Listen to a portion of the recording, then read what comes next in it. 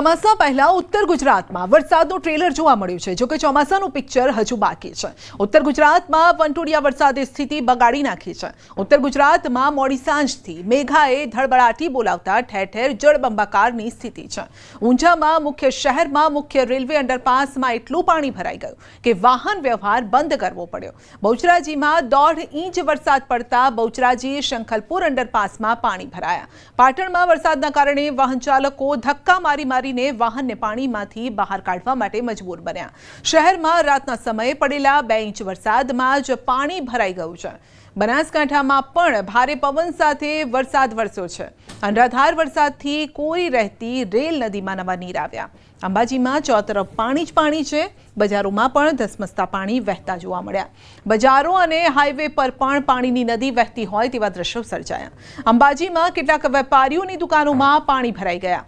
વેપારીઓએ મોટર લગાવી અને દુકાનોમાં ભરાયેલા પાણી ઉલેચ્યા છે। અનેક સોસાયટીમાં પણ પાણી ભરાયા છે। બનાસકાંઠાના અમીરગઢ ઇકબાલગઢમાં અનેક વૃક્ષ ધરાશાયી થયા। અરવલ્લીના માલપુરમાં પણ તારાજી સર્જાઈ। ભારે પવન સાથે વરસાદ ખાબકતા માલપુરમાં અનેક સ્થળે વૃક્ષો પડ્યા છે, પતરા ઉડ્યા છે। ભિલોડાના સુનોખ વાશેરા પંથકમાં ખેતરમાં પાક આડો પડી ગયો।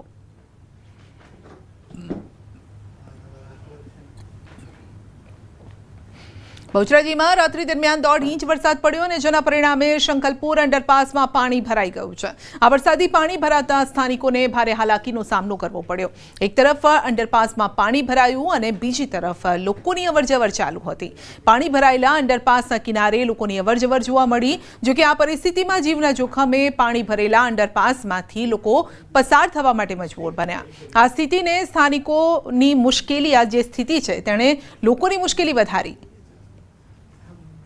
1.5 ઇંચમાં જો આટલો વરસાદ હજુ તો 7 ઇંચ 5 ઇંચ તો એ પડ્યો જ નથી અને અત્યારે જો આવી પરિસ્થિતિ હોય તો આગળનું ચોમાસું હજુ તો આહાટ તો મહિનો આવ્યો જ નથી, હજુ તો જેઠ જ મહિનો ચાલે તો આહાટમાં શું પરિસ્થિતિ હશે એ ટીવીના માધ્યમથી આપણે જણાવીએ।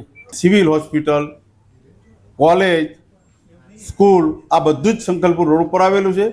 એટલે પબ્લિકને એટલી બધી હાલાકી પડી રહી છે કે વારંવાર મને રજૂઆત કરે અને મેં રજૂઆત સંકલનમાં પ્રશ્ન ઉઠાવ્યા છે, લેખિતમાં રજૂઆતો કરી છે, પણ રેલવે તંત્ર મને સમજાતું નથી કે પબ્લિકની ચિંતા કેમ નથી કરતું। રાજકોટમાં ગત અઠવાડિયે પવન સાથે વરસેલા ભારે વરસાદના કારણે શહેરમાં 50થી વધુ સ્થળો પર વૃક્ષો ધરાશાયી થયા। તેમજ રોડ પર લાગેલા મહાકાય હોર્ડિંગ્સ પણ પડી ગયા હતા। જોકે સદનસીબે કોઈ જાનહાનિ ન થઈ અને ત્યારે આ મામલે રાજકોટ મહાનગરપાલિકાના સ્ટેન્ડિંગ કમિટીના ચેરમેન જયમેન ઠાકરે જણાવ્યું છે કે હોર્ડિંગ્સ બોર્ડને લઈને જુદી જુદી એજન્સીઓ પાસેથી ફિઝિકલ સ્ટ્રક્ચર સ્ટેબિલિટી રિપોર્ટ મંગાવવામાં આવ્યો છે। તો હાલ કોર્પોરેશન દ્વારા પ્રી મોન્સૂનની કામગીરી પણ કરવામાં આવી રહી છે।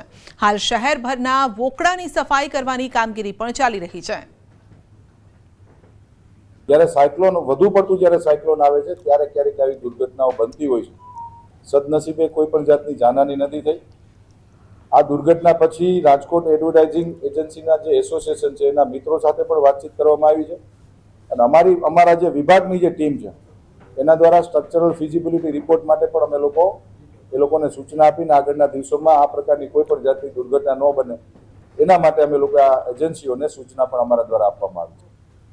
સુરતના વેસુમાં મર્સિડીઝ કારને આગ લગાવી દેવાઈ હોવાનો વિડીયો સામે આવ્યો છે। અજાણ્યો શખ્સ આવી કાર પર જ્વલનશીલ પદાર્થ નાખીને કારને આગ ચાંપી દે છે। વેસુની ગેલ કોલોનીમાં આવેલા નીલકંઠ નિવાસની આ ઘટના છે। સીસીટીવીમાં એક ટીખળખોર પણ સ્પષ્ટ દેખાય છે। કારના સભ્ય દ્વારા સ્થાનિક પોલીસ મથકમાં ફરિયાદ દાખલ કરાઈ છે। સીસીટીવીમાં દેખાતા વ્યક્તિ સામે કડક કાર્યવાહી કરવાની માંગ કરાઈ છે। આગ કેમ ચાંપી તેનું સાચું કારણ હજુ સામે નથી આવ્યું। મોંઘી દાટ ગાડીમાં આગ લાગતા પરિવાર પણ ધ્રુસકે રડવા લાગ્યો।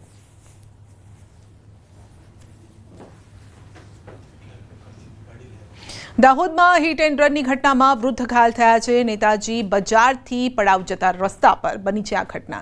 67 વર્ષના વૃદ્ધને બાઇક ચાલકે ટક્કર મારીને ફરાર થઈ ગયો। ગિરીશચંદ્ર કાંતિલાલ શાહને માથાના ભાગે ગંભીર ઇજા પહોંચી હોસ્પિટલ ખસેડાયા છે। તમામ ઘટના સીસીટીવીમાં કેદ થઈ છે।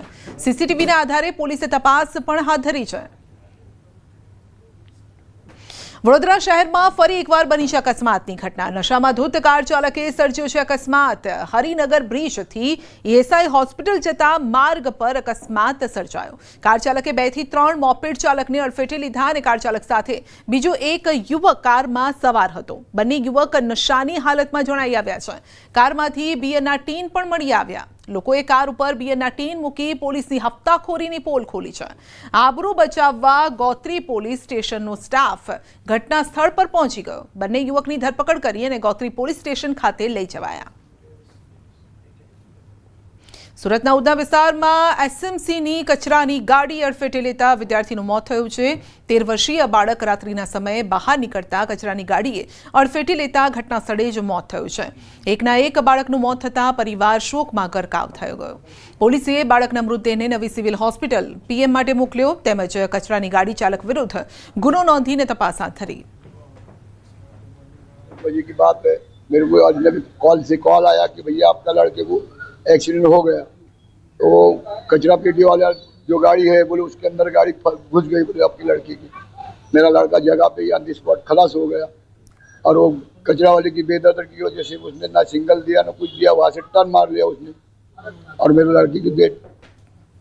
જૂનાગઢના મંથલી કેશોદ હાઈવે પર અકસ્માત. બેકાબુ કાર હોટેલમાં ઘૂસી ગઈ. ગાદોઈ ટોલ પ્લાઝા નજીક દુર્ઘટના સર્જાઈ. સ્ટીયરિંગ પરથી કાબુ ગુમાવતા કાર હોટેલમાં ઘૂસી. ઘટનાના સીસીટીવી પણ સામે આવ્યા. હોટેલ પર ઉભેલા લોકોના જીવ અદ્ધર થઈ ગયા. હોટેલમાં ભારે નુકસાન પણ થયું છે. ભાવનગર શહેરના મેપાનગર વિસ્તારમાં નજીવી બાબતે હુમલો કર્યાની ઘટના સામે આવી. ગાડી સામે આવવા જેવી બાબતને લઈને બોલાચાલી થઈ, જે મારામારીમાં પરિણમી. તેજપાલસિંહ નામના વ્યક્તિ ગાય લઈને જઈ રહ્યા હતા અને તે સમયે સામેથી ગાડી આવતા બંને વચ્ચે સામાન્ય બોલાચાલી થઈ હતી, જે બાબતનો ખાર રાખી ગાડી ચાલકે 6 થી 7 વ્યક્તિ સાથે મળી તેજપાલસિંહ પર તીક્ષ્ણ હથિયાર વડે હુમલો કર્યો. પટેલનગર અને મેપાનગરની વચ્ચે અજાણ્યા શખ્સો ગાડી સામે નાખી એટલે મેં એને ટપાઈ રાખ કે ભાઈ આ તું ધ્યાન રાખ. એટલે ગાળ બોલ્યો તરત જ. એટલે મેં ગાળ બોલ્યો એટલે મેં ઊભો રાખ્યો એટલે એ ઊભો ન રહ્યો. ત્યારે એ નીકળી ગયો એટલે મેં જવા દીધું કે ભાઈ મોબાઈલ શું કરવી એમ. ત્યાંથી અમે રિટર્ન થયા એટલે આ લોકો એના ઘર પાસે બેઠા હતા. મેપાનગરમાં એનું ઘર છે ત્યાં રોડ ઉપર જ. તે સીધા 6-7 જણા અજાણ્યા શખ્સો હતા અને હથિયારો હતા એમની પાસે. સીધા મારી માથે ઘા કરવા માંડ્યા, મારીને મારા સન માથે. સુરતના કામરેજના ખોલવડ ગામ ખાતે મારામારીની ઘટના બની છે. ઓપેરા પેલેસ સોસાયટીમાં બાળકો ક્રિકેટ રમતા હતા તે સમયે એક મહિલાને ઈજા થતા મામલો બીચક્યો. મહિલાએ માથાકૂટ કરી ઉગ્ર બોલાચાલી કરી અને જોતજોતામાં તમામ મહિલાઓ ત્યાં એકઠી થઈ ગઈ. મારામારી મહિલાઓ વચ્ચે શરૂ થઈ ગઈ. આ દરમિયાન બાળકને પણ માર મારવામાં આવ્યો. સમગ્ર ઘટનાના સીસીટીવી પણ સામે આવ્યા છે અને ઘટનાની જાણ કામરેજ પોલીસને કરાઈ છે. રાજકોટમાં પણ બની મારામારીની ઘટના. તોફાની તત્વોએ રેસ્ટોરન્ટમાં તોડફોડ કરી છે. મારપીટ દરમિયાન રેસ્ટોરન્ટ સંચાલકે મધ્યસ્થી કરી ઉશ્કેરાયેલા શખ્સે રેસ્ટોરન્ટમાં તોડફોડ કરી. રેસ્ટોરન્ટ સંચાલકને